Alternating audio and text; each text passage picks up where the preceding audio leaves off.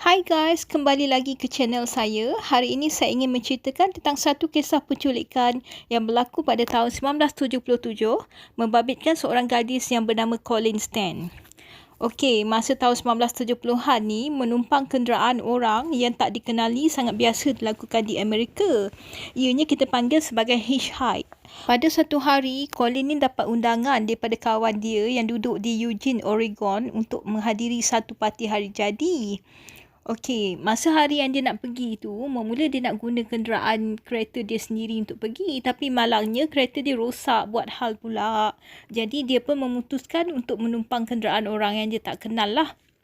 Dia pun pergilah dekat highway untuk tumpang kenderaan daripada California nak ke Oregon. Okey, buat permulaan dia dapat tumpang beberapa buah truk. Tapi masa ni nasib dia masih bernasib baik lagi lah. Tak ada apa-apa yang terjadi. Kemudian truk yang terakhir tu berhentikan dia di satu persimpangan. Di mana dia kena pergi berjalan pergi ke satu simpang lain untuk tumpang kenderaan seterusnya. Tak berapa lama kemudian datanglah satu kereta ni. Tapi kan dalam kereta tu penuh dengan lelaki. Ada 4 orang lelaki. Yang Colleen ni pula perempuan. Dia pun takutlah nak tumpang kenderaan yang penuh dengan lelaki kan. Jadi dia reject je lah pelawaan kereta tu. Dia tak jadilah tumpang kereta tu. Dan dia teruskan tunggu kereta yang lain. Tunggu, akhirnya datang pula satu kereta ni. Di mana ianya dipandu oleh sepasang suami isteri. Dan juga membawa seorang bayi. Jadi bila Colleen ni nampak kan ada pasangan suami isteri dalam kereta tu, ada baby pula, dia pun rasa percayalah nak tumpang pasangan ni. Okey, jadi dia pun tumpang. Okey, masa masuk ke dalam kereta ni, Colleen tak ada rasa apa-apa benda yang mencurigakan lah.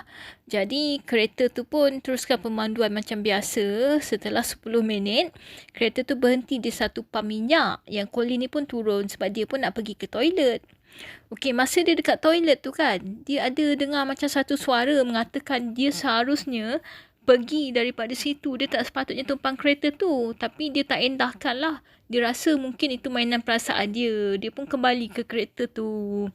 Lepas tu, mereka pun teruskan perjalanan. Tapi masa dia masuk dalam kereta tu kan, dia rasa pelik sikit sebab dia nampak ada satu kotak yang agak besar. Kotak yang agak besar dekat sebelah dia. Tapi dia tak adalah nak tanya apa-apa kan. Dia diam je lah. Lepas 20 minit, Cameron ni bertanya kepada Colleen, okey tak kalau kita berhenti kat satu tempat ni sebab saya dengan isteri saya nak pergi tengok satu gua ais lah. Dia cakap macam tu. So Colleen ni pun cakap, okey lah boleh aja. Dia cakap kan. Lagipun dia menumpang aja kereta tu. Jadi dia tak kisahlah pemandu nak pergi mana, nak berhenti sekejap pun tak apalah kan dia rasa. Okey, kereta pun membelok ke satu tempat. Cameron dan isteri dia pun keluar daripada kereta.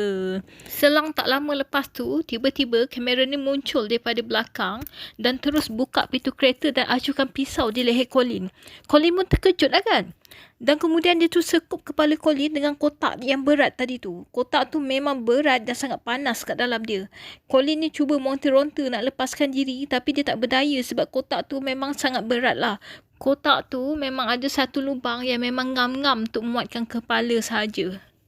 Kemudian bermulalah episod ngeri buat Colleen. Dia dibawa ke satu rumah, diheret ke ruang bawah tanah, dibogelkan dan dipakaikan collar di lehernya. Dan dia juga dipaksa masuk ke dalam satu kotak sebesar keranda. Selama itu dia cuba lari tetapi tak boleh. Kadang-kadang dia akan digantung dari pergelangan tangannya tergantung di dinding. Dan dia akan disebat dan dipukul. Memang Colleen berasa sangat sakit lah sebab dia selalunya memang akan dipukul dan diseksa oleh Cameron. Bukan itu saja, Colleen juga menyaksikan pasangan suami isteri itu, Cameron dan Janice, turut melakukan hubungan intim di depannya. Semenjak hari itu, kehidupan Colleen cumalah terkurung di dalam kotak. Buang air kecil dan besar pun di dalam kotak juga. Dan pada satu hari, Janice memberi kebenaran kepada Cameron untuk melakukan hubungan intim dengan Colleen. Sepeninggalan Colleen, ibu bapa Colleen ada melaporkan tentang kehilangan Colleen kepada pihak polis. Tetapi mereka tidak dapat menemui jalan penyelesaian. Sementara itu, kehidupan Colleen masih lagi terkurung di ruang bawah tanah dijadikan hamba seks dan juga mangsa dera oleh Cameron.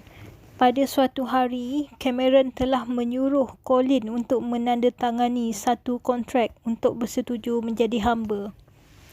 Cameron juga mengugut dengan mengatakan dia menyertai satu kumpulan yang dipanggil The Company. Jikalau Colin cuba lari, The Company ini akan membunuhnya.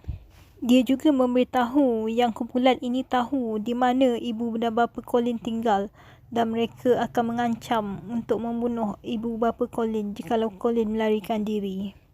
Colin berasa takut dengan ugutan yang diterimanya daripada Cameron dan dia juga risau jikalau ibu bapanya diapa-apakan oleh kumpulan The Company tersebut.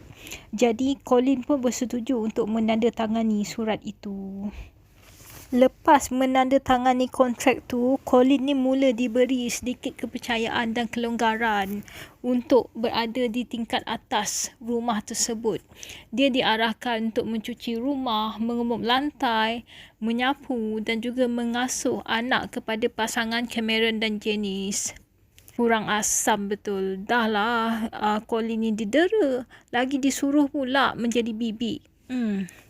Selain daripada tu, Colin ni juga diperkenalkan kepada jiran sebagai pengasuh yang tinggal bersama. Tak lama kemudian, Cameron dan Janice berpindah pula ke rumah trailer.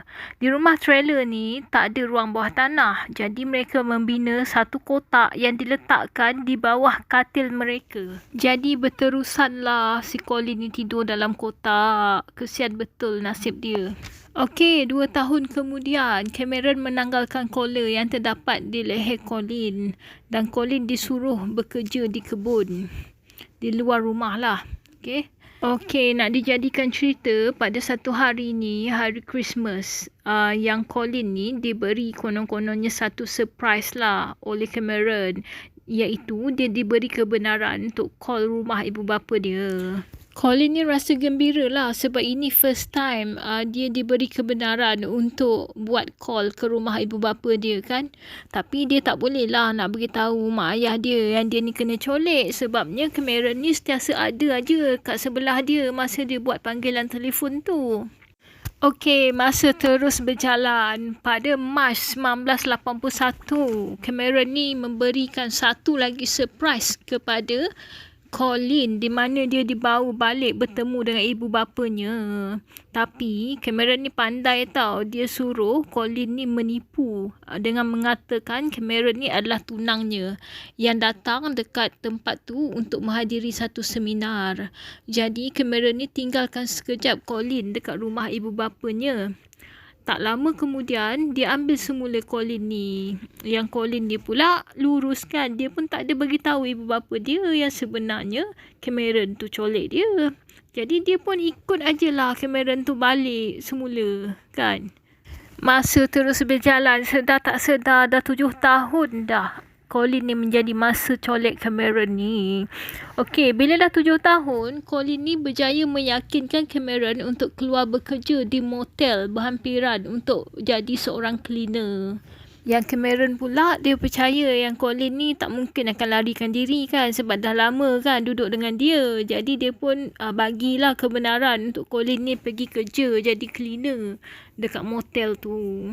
Dalam masa yang sama, rupa-rupanya Cameron ni ada perancangan lain. Dia berhasrat nak buat bilik kurungan bawah tanah. Sebabnya dia nak meluaskan jajahan empire dia. Sebab dia nak culik lebih ramai perempuan rupanya. Brengsek. Tak cukup dengan ada satu isteri, ada lagi satu tawanan hamba seks, dah 2 orang perempuan, lagi mau tambah lagi. Dasar tak guna. Okey, saat inilah yang betul-betul dah buatkan Janice ni hilang sabar dengan perangai Cameron ni kan. Yelah, dasar tak cukup dengan 2 kan. Jadi isteri dia pun betul-betul dah hilang sabar lah. Waktu ni Janice ni dah baik sikit lah sebab Janice ni dia dah start pergi gereja kan. Jadi dia dah dapat sedikit kesedaran lah. Apa yang dia buat tu, apa yang suami dia buat tu benda yang tak betul kan. Jadi bila dia dah dapat kesedaran ni, dia pergi bagi tahu Colin tentang di company ni hanyalah satu penipuan semata-mata. Dan lepas tu dia datang dekat tempat kerja Colin ni untuk ambil Colin dan menghantar Colin ke stesen bas. Waktu Colin ni tahu, dia rasa sangat gembira. Dia rasa dia dah bebas kan. Rupa-rupanya Cameron tu selama ni hanya tipu dia je tentang di company tu. Okey, tapi sebelum dia balik ke rumah ibu bapa dia naik bas tu, dia sempat call dulu Cameron ni dan dia bagi tahu dia akan pergilah. Aku akan pergi dari sini, dia cakap. Tak ada apa lagi kau boleh buat untuk menghalang aku. Bye. Dia cakap macam tu kan. Cameron pun tak boleh buat apalah kan. Okey, dalam masa yang sama, Janice ni merayu kepada Colin supaya tak laporkan mengenai suami dia ke pihak polis. Namun kemudian, Janice sendiri yang menyerahkan suaminya Cameron ke pihak polis. Cameron telah didakwa atas penculikan, rogol dan penderaan. Dia telah dihukum penjara selama 104 tahun. Mereputlah kau kat situ kan. Okey, Janice pula tidak didakwa dan diberikan imuniti kerana telah memberikan keterangan ke atas Cameron. Okey guys, pengajarannya di sini. Jangan kita cepat percaya orang yang tak dikenali. Jangan suka-suka nak tumpang kenderaan orang yang kita tak kenal. Lepas tu kalau kita nak pergi mana-mana, kita bagi tahulah keluarga kita yang terdekat, ibu bapa kita dan sebagainya kan. Bahaya. Boleh kena colek dan sebagainya. Okey guys.